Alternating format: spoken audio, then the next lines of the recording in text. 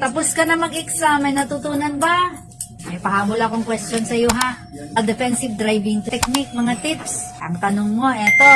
Kapag gusto mong bagalan ang takbo o gusto mong huminto, dapat na, o letter A, bumusina. Letter B, banayad na tapakan ng preno upang umilaw ang iyong brake lights. May brake light ba?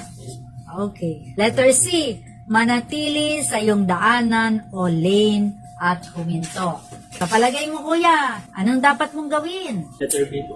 Letter B po. B, banayad na tapakan ng preno upang umilaw ang iyong brake lights. Hindi kayo mag-brake dayon. Ha? O, yan ang karamihan ng nangyayari kapag nagkakaroon tayo ng rear end crashes.